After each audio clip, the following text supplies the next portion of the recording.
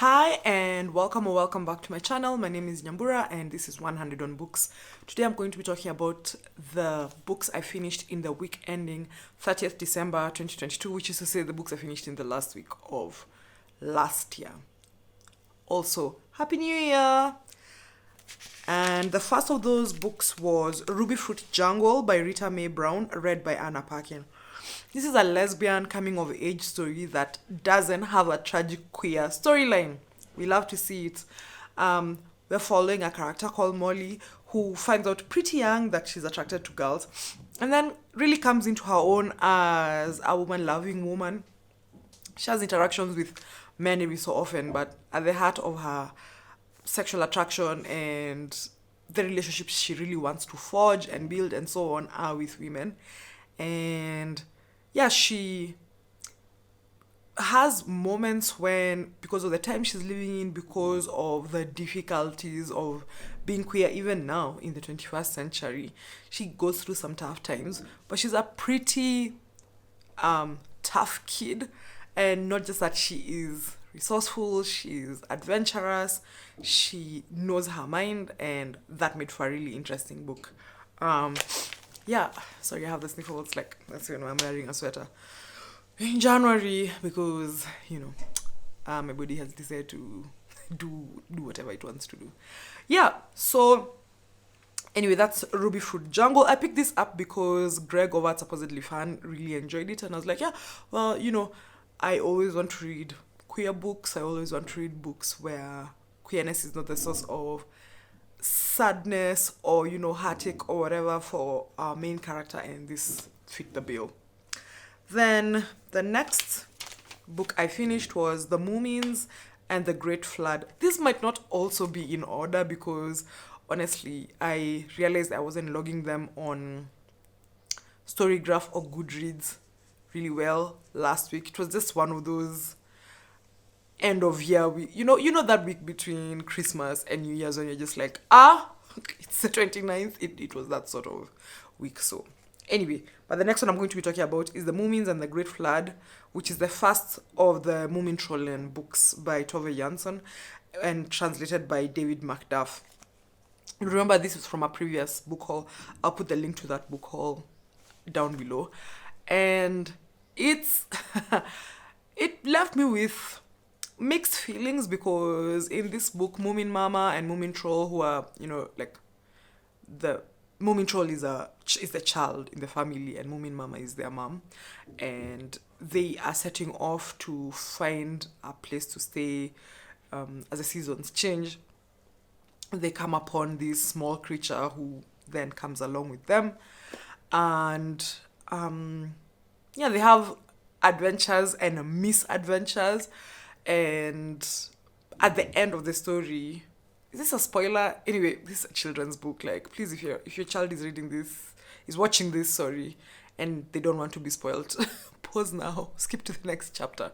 But anyway, yeah, and they encounter Moomin Papa, which then leads to the universe that these books are usually set in, one in which Moomin Papa, Moomin Mama, and Moomin Troll all live together.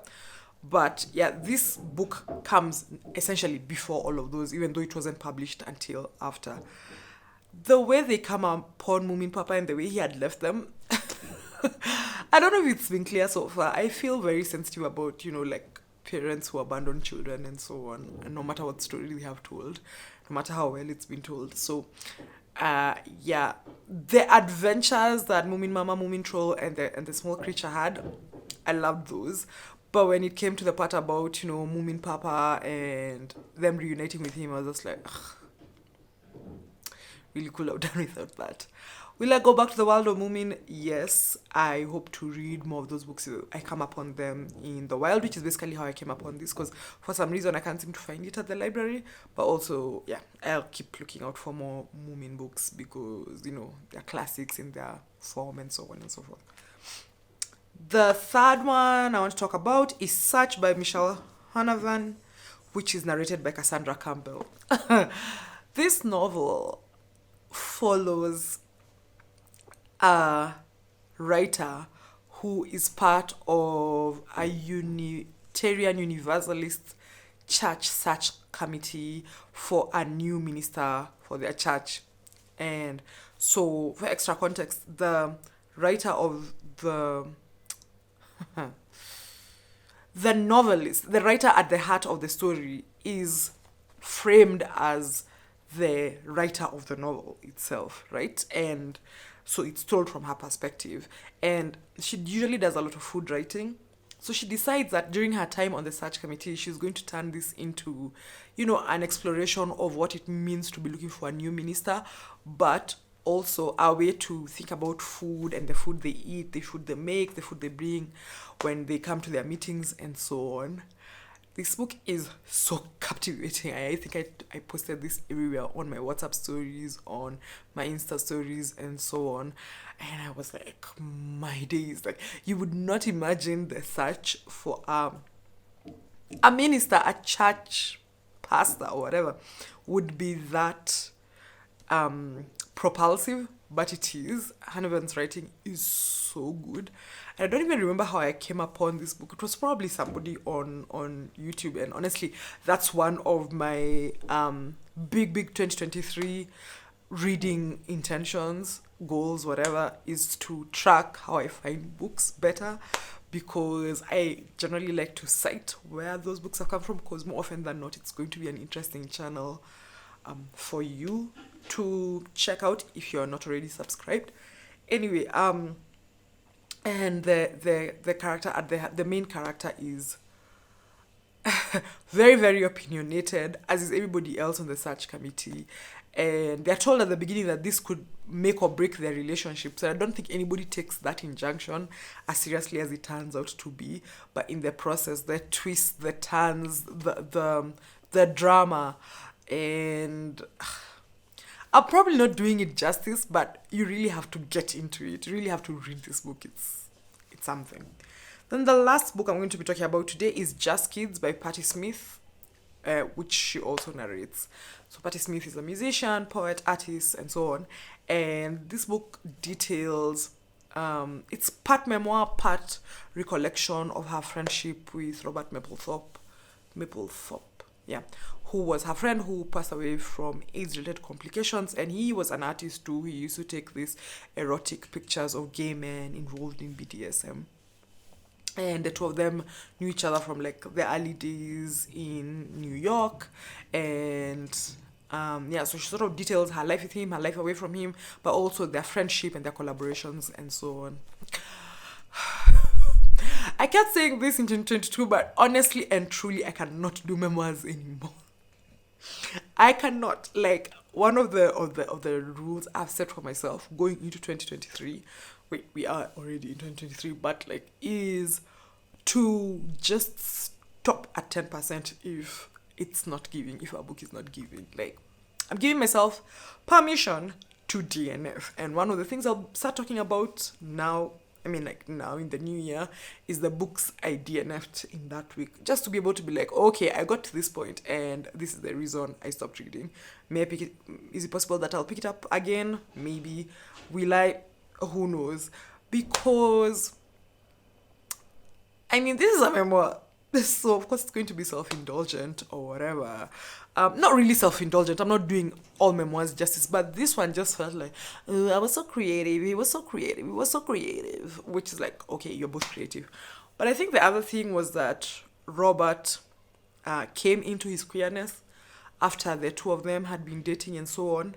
And more than once, she frames his queerness, his encounters with gay men, as a betrayal of her.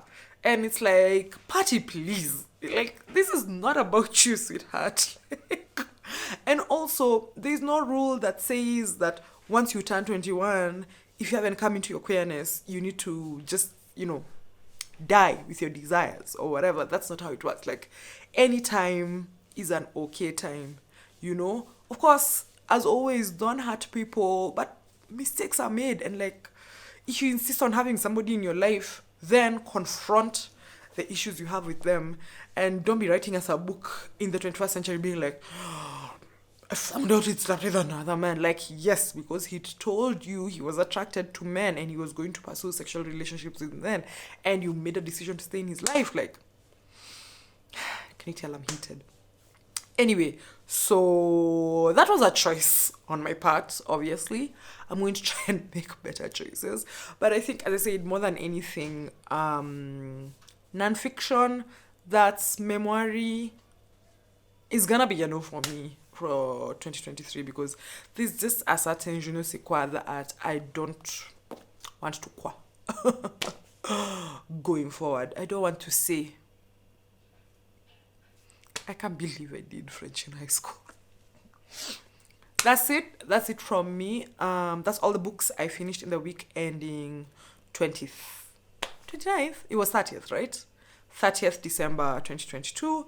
I hope to see you soon, and see you soon in a video where I talk about like my channel intentions and my reading intentions and so on, so that we can be able to, because this is a collaborative effort, we can be able to keep now thinking about the books I'm reading in the context of those intentions and so on.